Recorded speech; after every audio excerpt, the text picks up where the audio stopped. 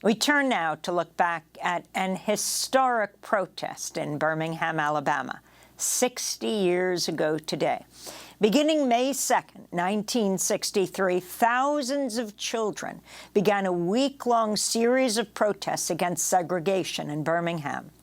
The campaign became known as the Children's Crusade. When the children took to the streets, the local head of the police, Bull Connor, used high-pressure fire hoses and dogs to attack the children, many of whom were arrested. Images of the police violence was broadcast around the world. One photograph captured the moment when a white police officer allowed a large German Shepherd dog to attack a young black boy. The Children's Crusade began at the 16th Street Baptist Church. 4 months after the protests began, the Ku Klux Klan bombed the church, killing 4 little girls: Addie Mae Collins, Carole Robertson, Cynthia Wesley, and Denise McNair. In a moment, we'll be joined by 2 guests to talk about the Children's Crusade in Birmingham. But first, let's turn to the scholar and activist Angela Davis, who grew up in Birmingham. This is Angela speaking in 2013. And how many of us remember that it was young children, 11, 12, 13, 14 years old, some as young as 9 or 10, who faced police dogs and faced high-power water hoses and went to jail for our sake. And so there is deep symbolism in the fact that these 4 young girls' lives were consumed by that bombing. It was children who were urging us to imagine a future that would be a future of equality and justice. That was Angela Davis in 2013. We're joined now by 2 guests. Paul Kix, writer and author of the new book, You Have to Be Prepared to Die Before You Can Begin to Live. 10 weeks in Birmingham that changed America. He's joining us from his home in Connecticut.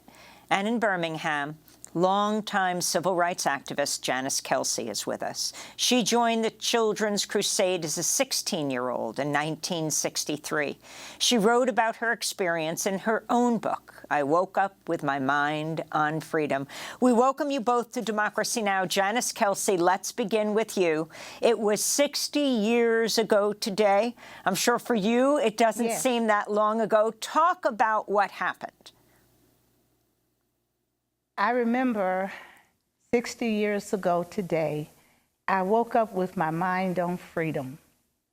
I had attended student nonviolent workshops, and I was prepared because I finally understood that it was more than just segregation, it was inequality.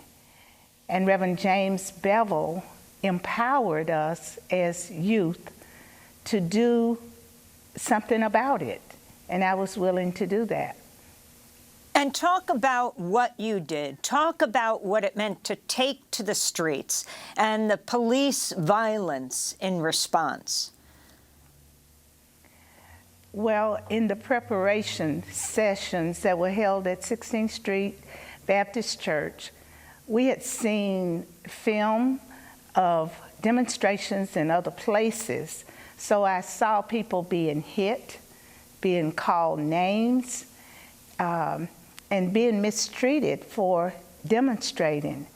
We were told that if you participate, some of this may happen to you, but this is a nonviolent movement, and you cannot respond except to pray or sing a freedom song. So I went into it knowing that there may be some level of danger, but I was so incensed at having been mistreated all these years until I was willing to sacrifice whatever was necessary to take steps to change the environment. Just over 4 months later, the beginning of that children's crusade, the 16th Street Baptist Church, was bombed. 4 little girls, 4 young people, young women were killed. One of them was Cynthia Wesley. You share the last name of Cynthia Wesley, Janice. Cynthia, explain what happened. Well, that Sunday morning, I was at the church where I attended, and we had a speaker up. Our pastor interrupted the speaker and announced that 16th Street Baptist Church had been bombed and that there were some casualties, and that meant someone died. He said a prayer and he dismissed church. Well, when we got home, people were calling our home. I have a large family. There were 9 siblings, and my mom would not allow anyone else to answer the phone. And I kept hearing her say, no, not our family. Finally, when the news came on, the national news, they identified the casualties. Cynthia Wesley was one. I met Cynthia in elementary school when she was adopted by Claude and Gertrude Wesley, who were educators and friends of our family, but not related. I was invited to come to their home for lawn parties. We went on field trips together, and Cynthia had just come to my high school. She was a 9th grader. I was an 11th grader. And I had not known anyone in my age group to die, let alone to be killed at church. I was devastated to hear Cynthia had died. But there was a connection with the other girls as well. Carole Robinson's father, Alvin Robinson, was my band teacher in elementary school. And his wife taught at the same school where my sister taught, and they were friends. Denise McNair was 11, and her father, Chris McNair, was our milkman. He used to deliver milk and juice to the home. Addie Collins, I did not know her family, but she had a sister in the same class with one of my brothers. And I was just devastated because I thought people were proud of the courage that we had displayed in the spring of the year. I didn't know it made someone so angry that they would react in such a violent way. So let's bring Paul Kix into this conversation, who has just published the book today, You Have to Be Prepared to Die Before You Can Begin to Live, 10 Weeks in Birmingham That Changed America. Paul, if you can talk about why you wrote this book, talk about your interracial family, George Floyd, and how that connects to what began 60 years ago today.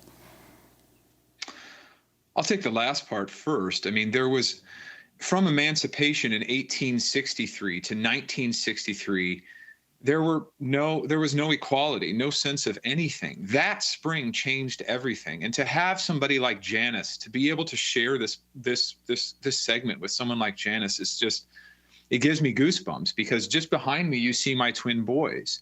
I married my wife, Sonia, in a Jim Crow state of Texas. We live today on a shaded street where nobody harasses us for who we are. That's because of what Janice just talked about.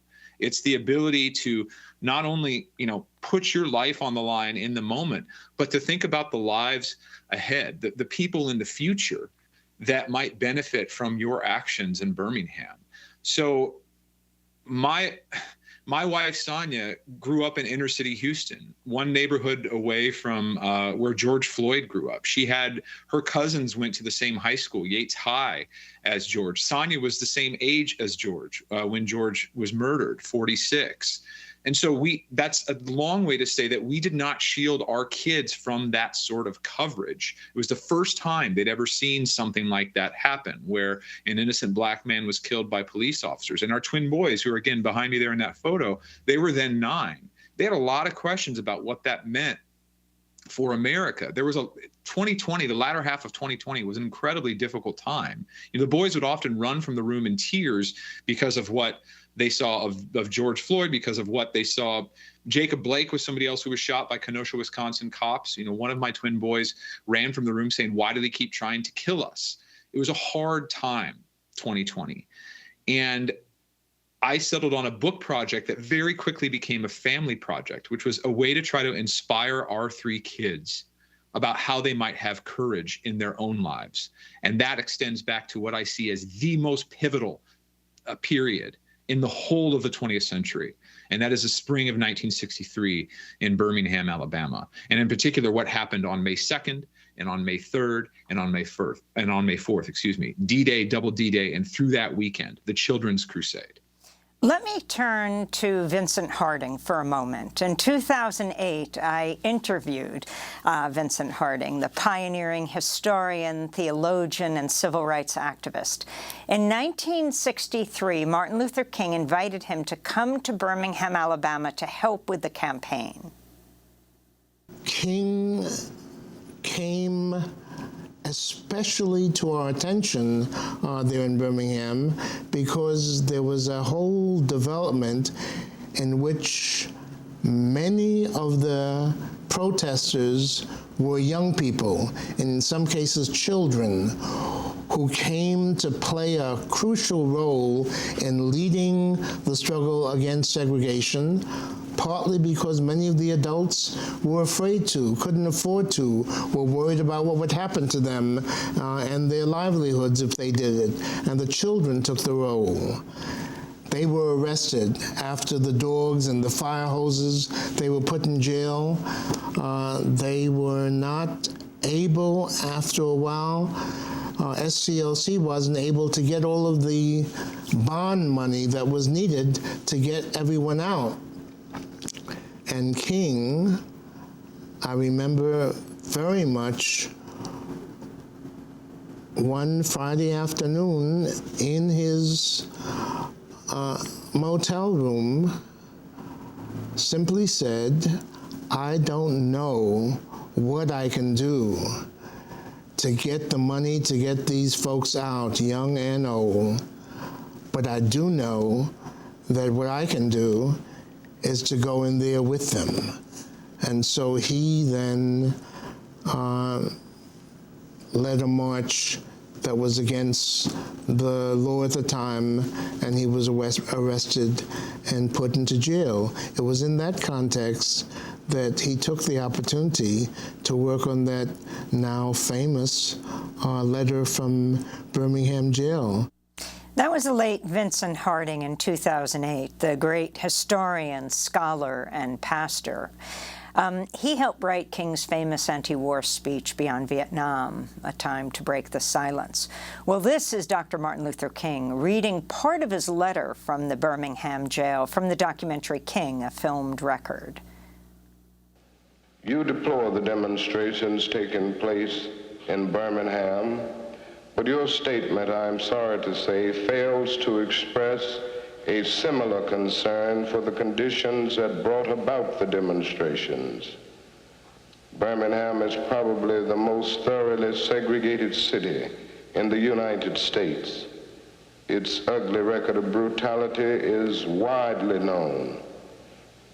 There have been more unsolved bombings of Negro homes and churches in Birmingham than in any other city in the nation.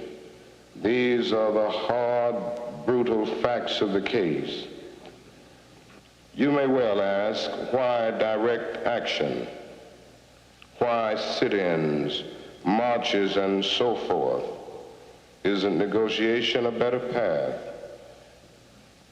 Nonviolent direct action seeks to create such a crisis and foster such a tension that a community which has constantly refused to negotiate is forced to confront the issue. You speak of our activity in Birmingham as extreme. Was not Jesus an extremist for love?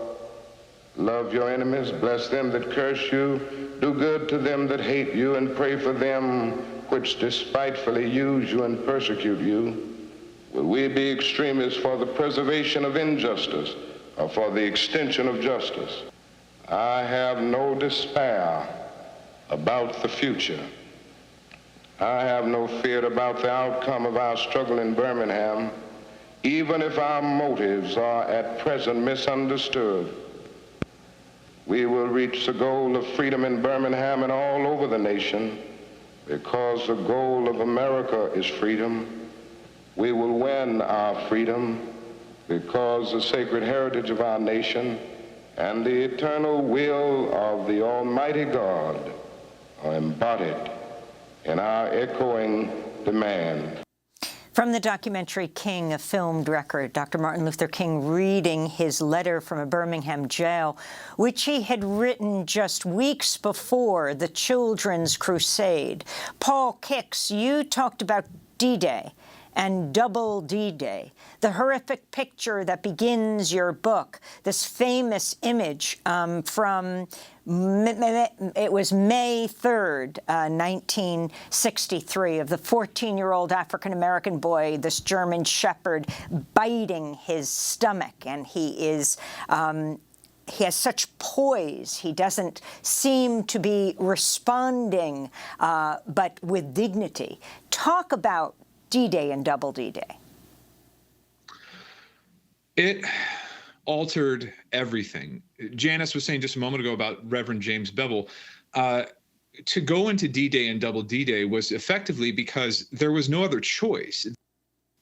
Birmingham adults were not going to protest. They would very likely lose their jobs. That's what James Bevel realized.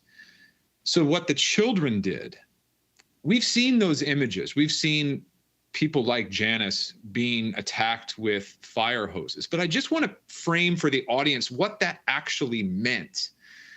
Those fire hoses were mounted on metal tripods that frankly looked like it was meant for artillery.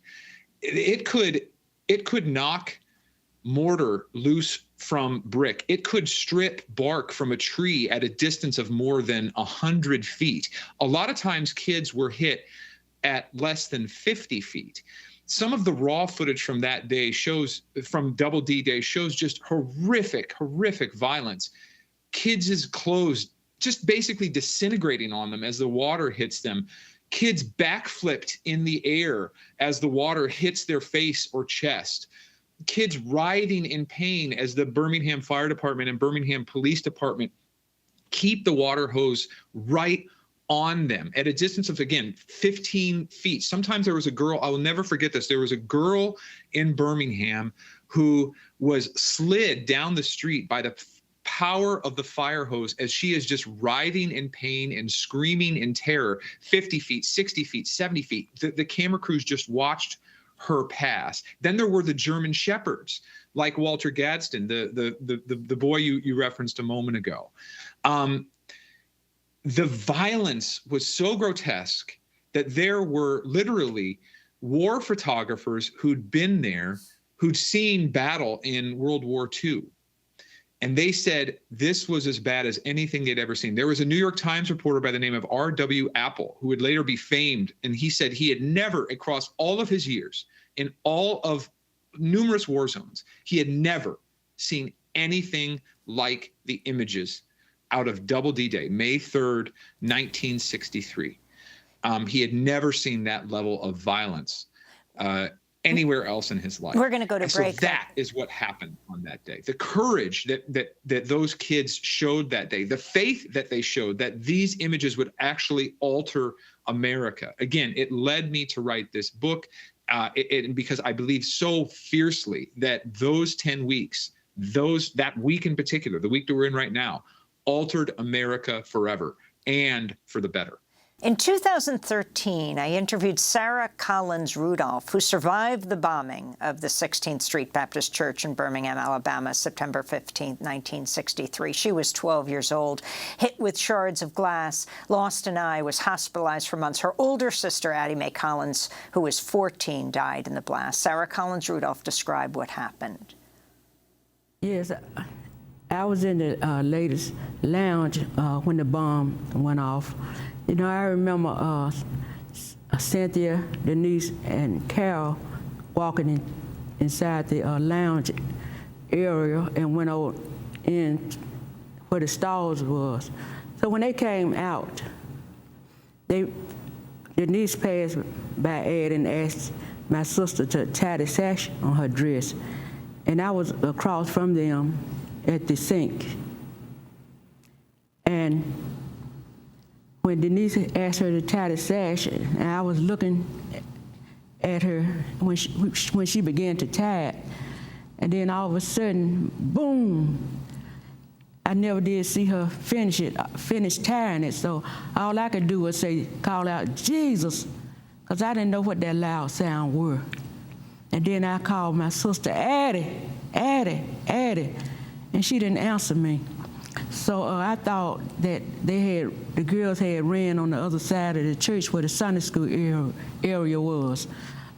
But all of a sudden I heard a voice outside saying, somebody bombed the 16th Street Church. And it was so clear to me as though that this person was right there. But they was outside where the crater was, had a bomb in the church where it bombed the hole there. And all the debris came rushing in, and I was hit in my face with glass and also in my both eyes. But when the man came in, his name was Samuel Rutledge, he came in and picked me up and carried me out of the crater, and the ambulance was out there waiting. And they rushed me to Hillman Hospital, which they changed the name, it's now UAB Hospital. So they rushed me on up to the operating room, and they operated on both my eyes and took the glass from out of my face. And I had glass in my chest and stomach. So they operated on me, and when I went back to the room, and I stayed there in the hospital for about 2.5 months. But the time when they took the bandage off my eyes, the doctor asked me, what do I see out of my right eye? I told him I couldn't see anything out of my right eye, and when he took it off my left eye, all I could see was just a little light. And of course, you lost your sister as well, Addie Mae Collins, your older sister. You were 12, she was 14. Did you feel you could not find a safe place? I mean, after all, you were bombed in a church, the place you went for sanctuary. Yes, you would think that going to church is really a safe place, but it wasn't. You know, somebody that would put a bomb in the church and kill 4 innocent girls, you know, that's just the work of the devil, because that should never have happened. These girls was young, and we was waiting that day for a youth service. But by the bomb going off, we didn't get a chance to attend youth service. That graphic description of the bombing that happened 4 months, little more than 4 months after the Children's Crusade. We're continuing with Janice Kelsey, whose name was similar to Cynthia Wesley, one of the 4 girls who was killed, and so people called in condolences to Janice's family, thinking maybe it was her. But she was active in the Children's Crusade at the age of 16 in Birmingham, Alabama. And we're joined by Paul Kix, author of You Have to Be Prepared to Die, that chronicles this pivotal moment in U.S. history. Janice Kelsey, after the protests, and you were arrested in this period 60 years ago? 60 years ago today, I was arrested for parading without a permit.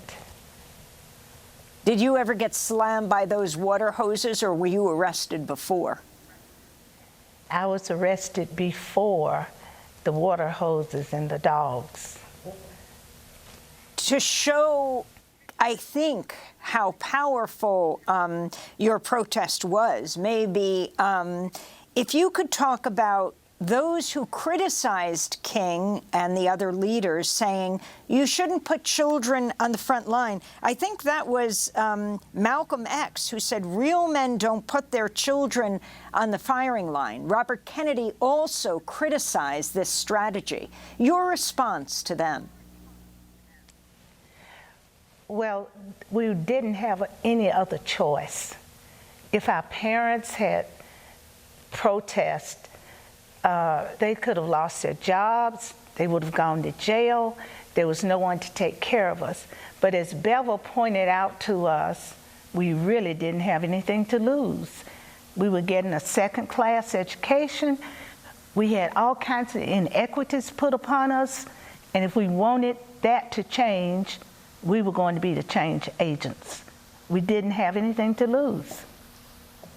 Paul Kix, if you could talk about a secret meeting that was held that included James Bevel and Dr. King, and then the unbelievable fundraiser that was held in Harry Belafonte's apartment, who we just lost at the age of 96, and what that meant for this movement. So in January of 1963, the SELC had a secret meeting in Dorchester, Georgia, and they didn't even invite all of the executive directors. It was Martin Luther King Jr. didn't even invite his own father to this meeting because they wanted to discuss what they called the most dangerous idea in the civil rights movement, and that was, should we go to Birmingham? And it was a huge risk because the SELC was broke. The SELC had been criticized for years for ineffective leadership. The SELC just 1 year prior had staged a massive and absolutely abysmal failure of a campaign in Albany, Georgia. The SELC was sneered at by other civil rights groups at the time, but by the same token that they were sneered at by the press, be it Northern press or Southern press.